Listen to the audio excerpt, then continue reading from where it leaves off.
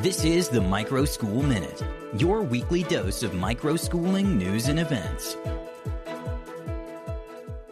In this week's edition, the debate over the federal role in education continues to heat up as the incoming administration considers either eliminating or expanding the Department of Education. One thing is clear: families want more control.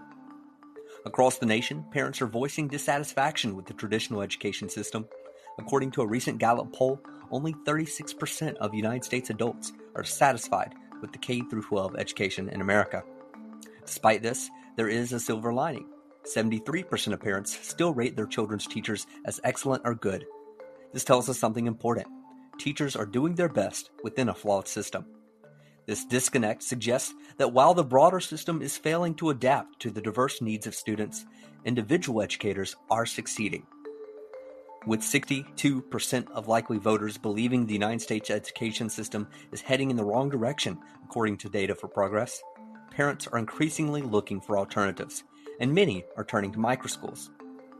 On the policy front, Georgia is implementing its Promise Scholarship program, offering families $6,500 annually for private school tuition, homeschooling supplies, and even transportation costs. This initiative aims to provide more than 21,000 scholarships each year, starting in 2025. South Dakota Governor Kristi Noem is making headlines with a proposal to launch education savings accounts. In what may be her final budget address, Noem called for a $4 million investment to provide $3,000 scholarships for low-income students, usable for private tuition or alternative curricula. As Noem eyes a potential role in Washington, this proposal reflects a growing national trend towards educational choice, one that resonates with the flexibility and customization central to microschools. In Arkansas, the Educational Freedom Account has seen its funding jump by $90 million, enabling it to serve over 39,000 students by 2026. In other recent ballot measures, voters in Colorado, Kentucky, and Nebraska rejected efforts to expand school choice options. While school choice programs exist in 33 states, D.C., and Puerto Rico, they continue to face opposition from public school advocates who argue that these programs divert critical funding. Despite these setbacks, the school choice movement persists, and microschools remain a shining example of personalized education that puts students and families first. Critics argue that these programs divert resources from public schools, but supporters see them as a pathway to tailored, high-quality education for all students. According to Don Seufer in the National Microschooling Center, approximately 1.5 million currently attend microschools in the United States, a figure that now rivals enrollment in Catholic schools. Furthermore, a recent sector analysis found that over 50% of microschools serve students with neurodiversities, special needs, or those performing below grade level. These schools also appear to be helping children who've experienced trauma or socioeconomic hardships to thrive academically. In Massachusetts, a lawsuit has been filed against prominent literacy experts, along with their publisher.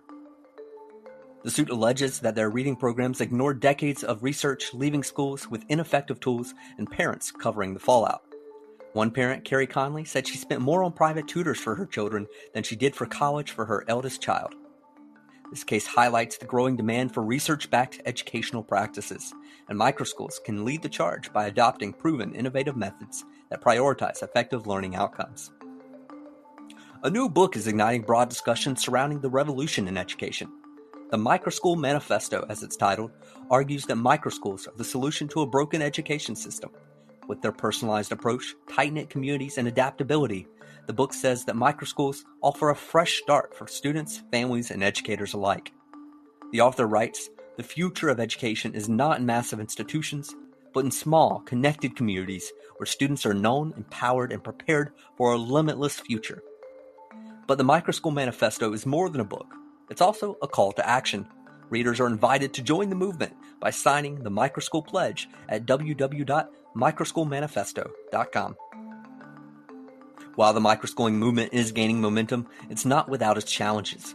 Recently, critics are arguing that programs like ESAs disproportionately benefit higher-income families and risk draining resources from public schools.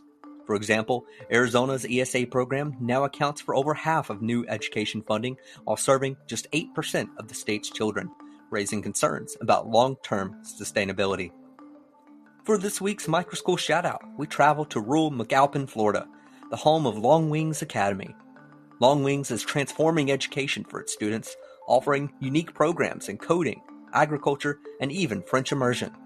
These programs highlight how microschools are adapting to diverse student needs. If you know a microschool that deserves a shout out, drop a comment and let us know about the work that they're doing. Thank you for tuning in to the Microschool Minute, your weekly review of microschooling news and events.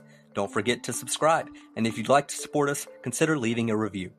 Until next time, remember that they may be called microschools, but they're making a big impact.